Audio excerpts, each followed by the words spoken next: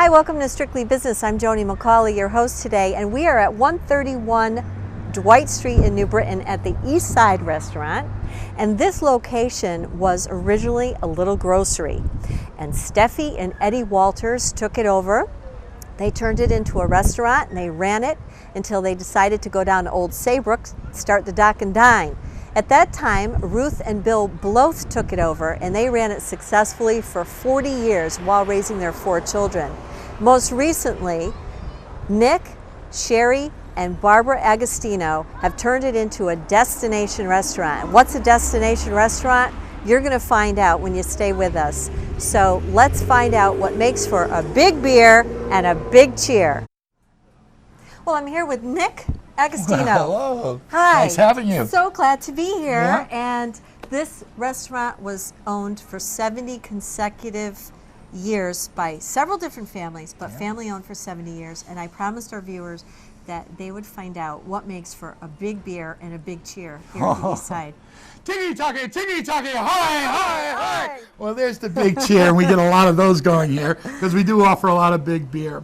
What it takes to make big beer is a science, and that I've kind of worked on it real hard, and I kind of put it together. But this restaurant started it all. Yeah, it was owned by 3 families, and they've been run by Germans all the way through it. And we started off with the Walters family, Steffi and Eddie, which sold it to the Blow family. When they did, they opened a restaurant called the Dock and Dine down in Old Saybrook. We all know that. And Bill took it over for about 41 years and sold it to me 13 years ago. I kept the German tradition, but they didn't have too much German beer here at that time. I think they had a St. Pauli girl and told me it was German. I don't really remember. But my daughter came in and we were ready. We got the food finished, or how we wanted to cook it from Bill. We used all his recipes, but we wanted to get into the marketing. And we wanted to get into beer business. Microbreweries were hot back then. And we wanted to keep up with that, but we said personally that no one could do better than the Germans. No one can make beer better than the Germans. So that's the way we felt. I said, let's go buy a German restaurant. You know, when you take over an establishment that's been a certain way for so long, people don't want to see the change. They didn't.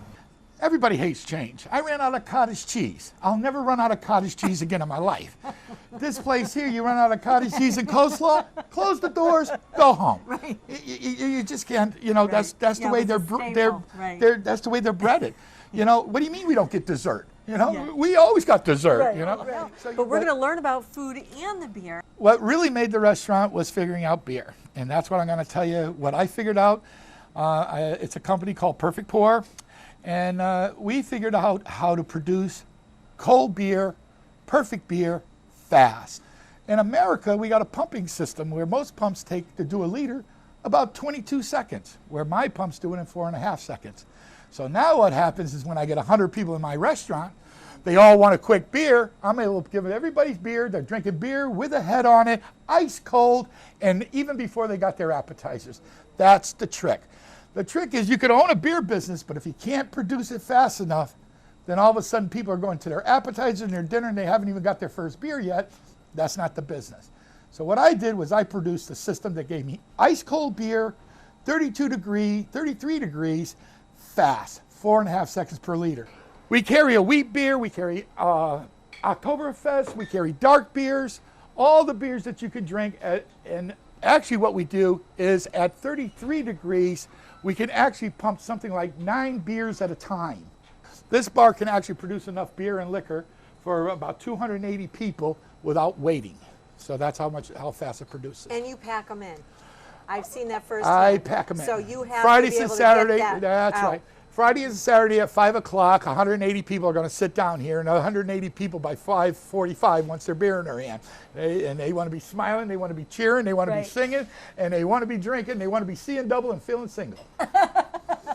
And you will have a wonderful time when you come to East Side. Show us more. Yeah, I do. I want to take you upstairs to my Munich Room, and this is where the meat and potatoes is as far as the beer garden and whatnot. Come on upstairs and I'll show you what that is. Okay. Well, yes, now it's time to get into the big stuff, and here we are upstairs in Munich Room. Munich was designed 3 years ago. It has a beer garden attached to it. And what I did do was get into some amazing things like frozen rails, which all my tables turn to frozen snow, so it keeps your beer nice and cold. This machine pours liters of beer. And what it does is now, the magic that I built into mine that makes it the coldest is that I take my glass and I put refrigerant 33-degree water. So the 30-degree water will make this glass ice cold inside, so when it marries with a 33-degree beer, it doesn't make foam. Only time you see a lot of foam is when a hot glass meets 8 degrees more than a cold beer. If you make them the same temperature, they don't get upset. They're nice and smooth. They'll stay with the perfect head. They'll stay with it. So I can push these buttons. They're going to give me a half liter, full liter, pitchers of beer, 2 liters of beer, any way I want to pour it, and it'll pour a perfect beer. That's what makes this system, and there's only 2 in America. 1, and there's another one right over there. And I have them. And what it does is pours the perfect beer. Pours the perfect German beer, and it makes the perfect head, and it's ice cold every time. So this machine is a wonder. The best thing about it is it charges for every beer it pours. So there is no free beer in here unless I buy it, and I'm usually pretty good at that. But my staff, every beer they pour, has to make sure it's run.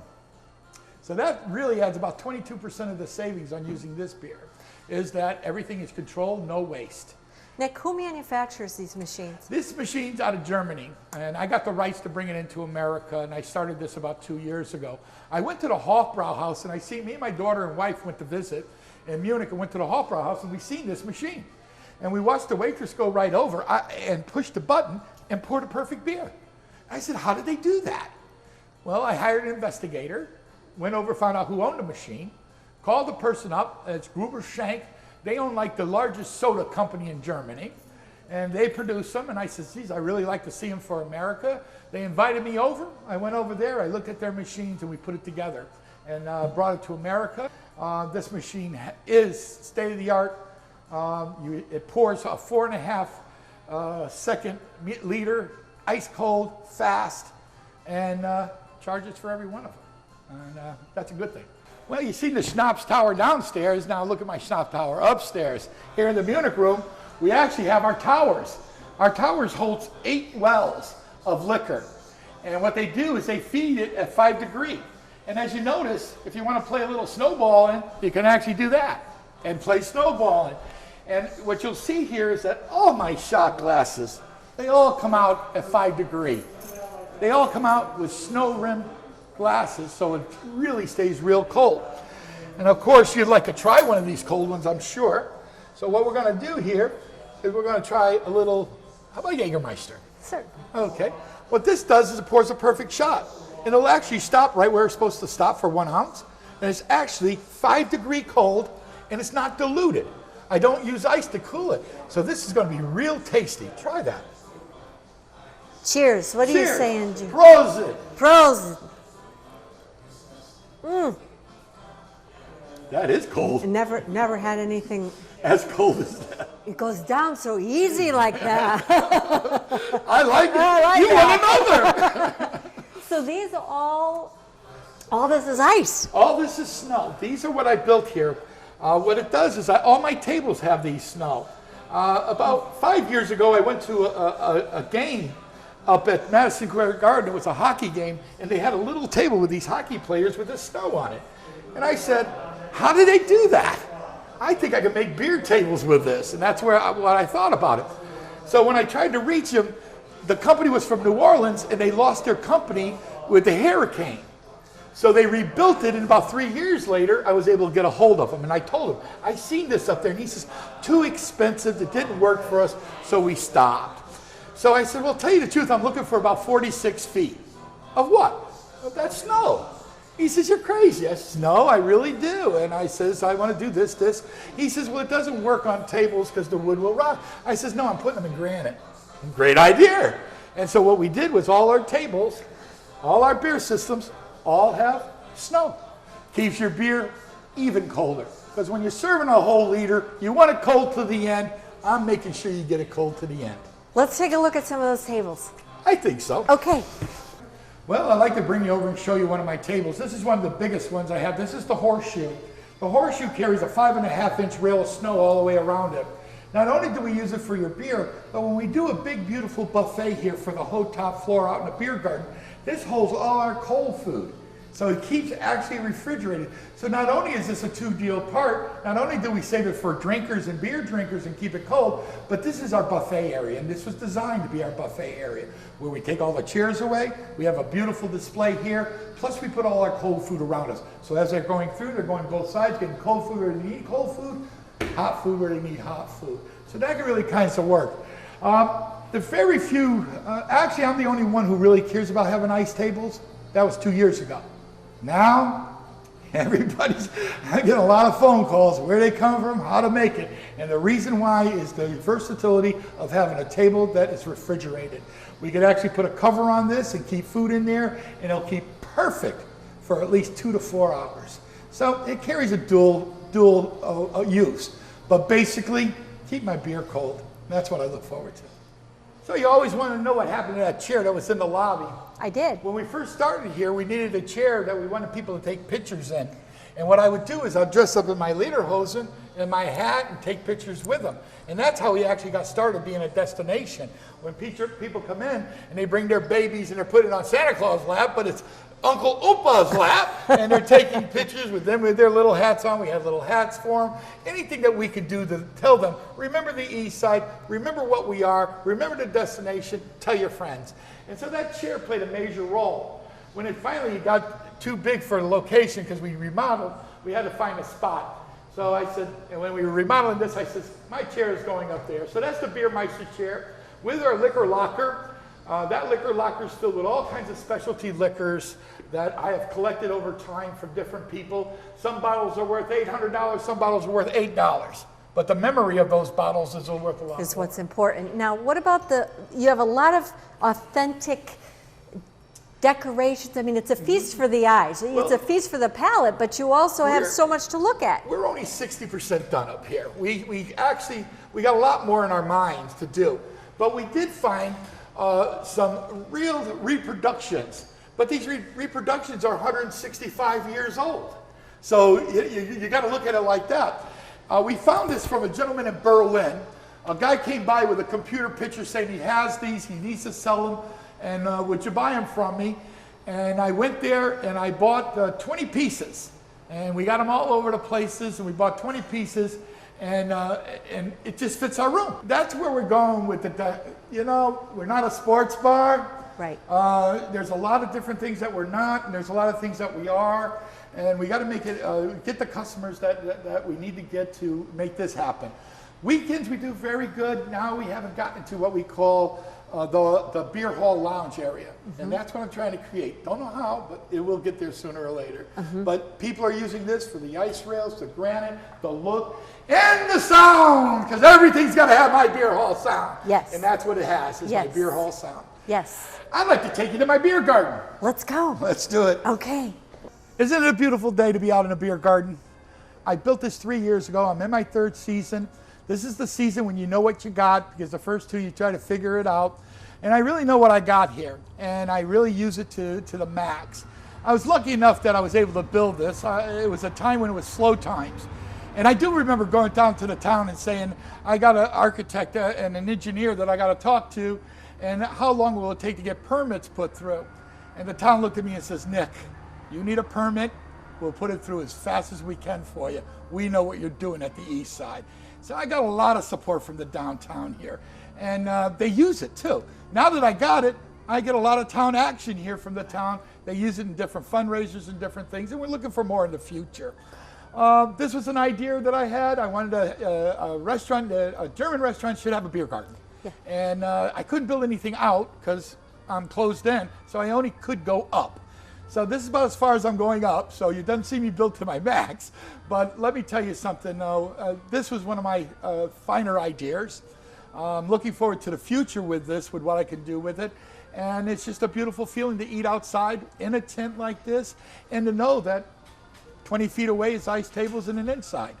We can pull down all the sides and make it, use it 12 months a year, because as you notice, this is self-heated.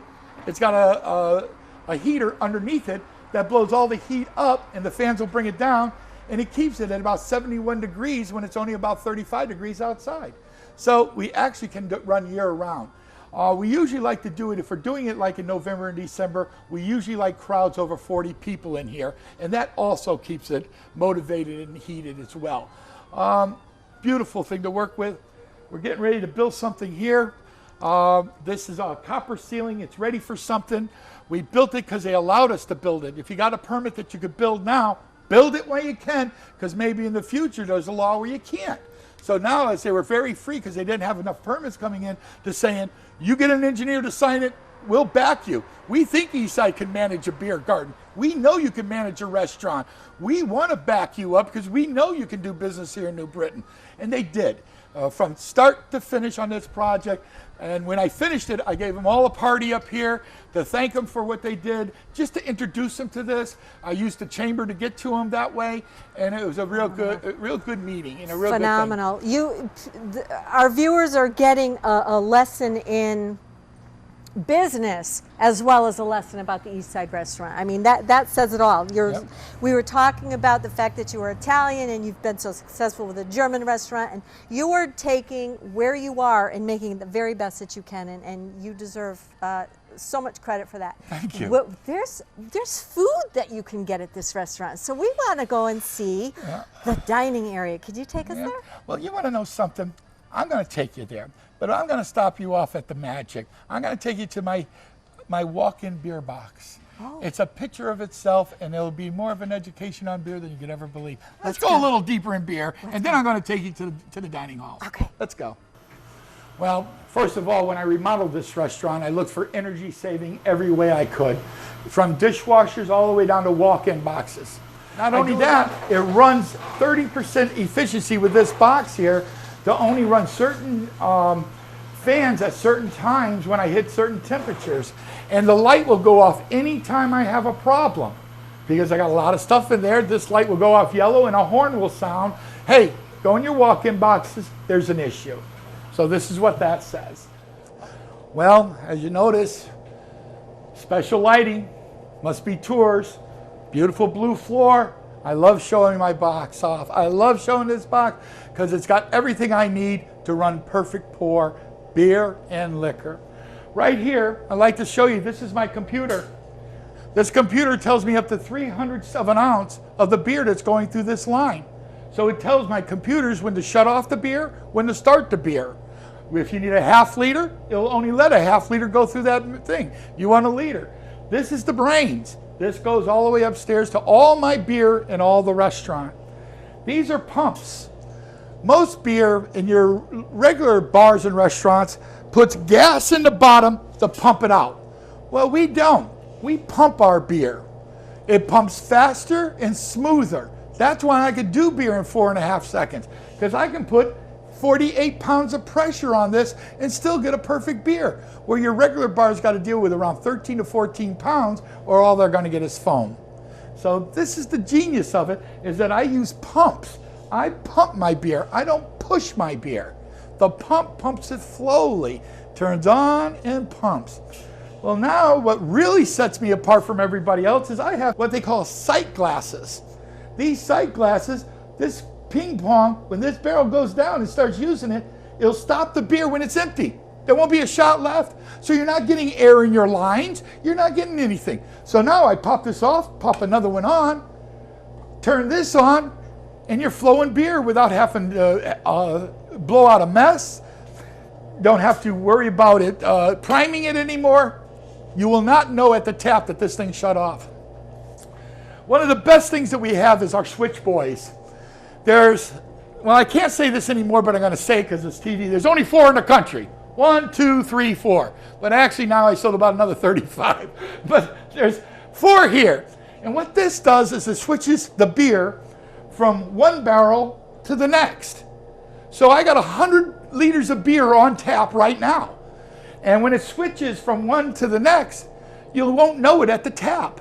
The tap, when you pour it, you're flowing, it switches barrels, it just keeps pouring. So you're not wasting anything, you're not blowing up, you're not spitting beer everywhere. It makes a total smooth transition. Switch boys, one of the best inventions I've ever seen for beer. Saves me a lot of money because I waste nothing. I waste nothing. Saves me a lot of money. I have 4 of my biggest brews on twin barrels, backup barrels. Now in design, we used to have to bring all our gas in. We used to have to bring all our gas in tanks and screw it. Now we get it like oil. They come in outside, they put it in here, they put 750 pounds of gas. They do not come in my restaurant. They do not look for anything. They fill it up, send the bill in the front door. 750 pounds of gas lasts me a month. Instead of all these things, 150 pounds, lugging them up and down, we don't do that no more. Another good design here is this door is a delivery door. I built a dock here. That's Dwight Street. Now the truck comes up, comes in, picks up all the empties, drops off the beer. They don't go through my restaurant. They don't go through the kitchen. They don't waste my heat. They don't waste my air conditioning. They don't bang up my walls. They just come here and out. Excellent if you got a big beer business.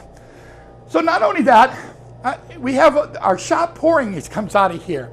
We take all our shots and we pour it in containers over there. And that's what brings them all up to all those goosenecks that you see. It goes up there, it hits that pump. See that block? That's a 5-degree block. These are 32-degree blocks. Those are 5-degree blocks. Those keep those shots frozen. And that's the whole shot system on that wall there. What a design. Everybody in the world would like that design, because you cannot find a piece of machinery that's going to give you 100 shots of Jaeger at 5 degree, one right after another, as fast as you can pour them. Ain't going to happen. East side it happens every Saturday night. Well, here it is. This is the kitchen. This is where it all has to happen. My daughter has been cooking with me since the day she could walk. And she runs this kitchen.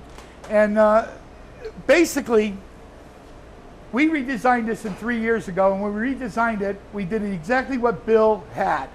Bill knew the kitchen, knew what he needed, and I followed his instructions. Major changes was minimal. A few that I did, I'll explain them to you. But right now, everybody knows Chef Ramsay. Watch him on Hell's Kitchen. Well, this is called the Ramsay Station. If you ever see Ramsay when he's working in the kitchen, he's always working on this side of the grill, taking the food, making it look good, and sending it out through here. My waitresses are not allowed in this area. My chef stays in this area. My chef completes meals here, here, and here.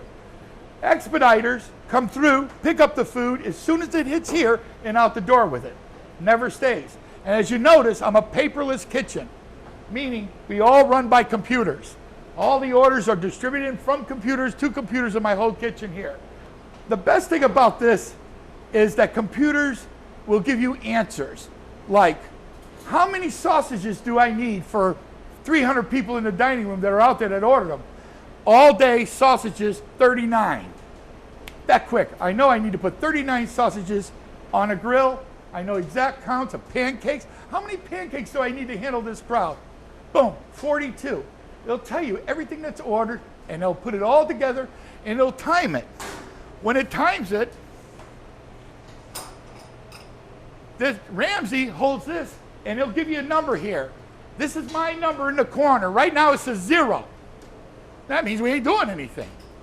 When I see 14, I got to start thinking, because that means my kitchen's not keeping up with me. So then I go and I walk out there and I go, Yvonne, sit slowly. Boom, boom. I make adjustments until my kitchen can catch up. So everybody feels like they got great service, because I time it. I time it by computers. So when I walk in here, my daughter will say, 11, Dad, don't worry. 18, Dad, we adjust. So we always run a perfect night. Everybody gets hot food on time in a scheduled time. If they don't get it in a scheduled time, it's because we missed something, and it's very rare because our computer usually stays on top of it. So, paperless kitchen works very well for me. And all my staff here, they all use it great. We can do 600 people with a 22-minute wait. In my world, which is the restaurant world, if you could do that, you got a good business. And actually, with the computers, and as you can see, my kitchen is spotless because my daughter has it that way. You'll see that this is a very productive kitchen, a very profit-making kitchen, and it does everything we need. And I'm very proud of it. Thank you. Well, the dining room. This was designed by Bill with a picture by Kenny Larson in the back, done in 1976. which just sets this room off. When I went to remodel this room, I used the mural. I used the aquas in it. I used the tans for my roof, the aquas for my carpet. I put the red not only out of there, but I put it in my windows. I put all these beer gardens on each wall. That was a bad seating area. No one wanted to sit over there until I put the top of the beer garden up there. Now they're favorite. We want the beer garden on the left. We want the beer garden on the right. So they feel like they're sitting in a beer garden. But what I did was, see how they're sitting in a beer garden, looking over Heidelberg, and then you see their top of it with the flowers, and I carried it all the way around. So we're all sitting under a sky in Heidelberg, in a beer garden, right here. Excellent Friday and Saturdays, but what do you do on weekdays, lunches, whatnot? I'm on Dwight Street. I'm not on Main Street, USA. I'm on Dwight Street, and I try to go for my biggest market at lunch. I'll say I love doing the senior citizens. We got a very good market with them. We give them an excellent good price. We give them entertainment with my Walter, my accordion player. And when we started to decide how are we going to make a lunch here at the East Side, we want a bigger, better lunch. How am I going to make the lunch? And so what came out was seniors, repasses at lunch. These are things that are not in a hurry. We can produce it. We can please them. Give them a good price. Nick, you look like you love what you're doing, and you have passion for what you're doing. I'm sure there are days where, you know, you're in a restaurant business. You're dealing with the public all the time. But what do you love about what you're doing? People. People. Singing to them, cheering them, making them happy. I cry at every one of the weddings I do. I was a wedding coordinator, just started Indian Hill Country Club for years and everywhere I've been. And to do a Daddy's Little Girl and I sing it, I cry more than the bride. Why? Because I know what they're getting out of this. And it's an event that's only going to happen for 4 hours, and it's memories. And if you could pack them with memories of that event, I stick with that, and that makes me feel real good. Right. I could take a party of 4 and they're here for Grandma's birthday, and they need memories for that. And just a regular restaurant will give them a regular memory. Here at the East Side, Walter, me, will go over there and say, you are special, they're special to you, and you're going to remember this. And that's a generational thing. They come when they're little, like me. Here I came when I was little, now I'm here in your restaurant, and I bring people that I'm involved with now in my life, and so that's how it grows, and I'm sure you hear that all the time. Let me tell you what I do hear that you'll really be interested in the way you're talking, is that, why do I care about the seniors?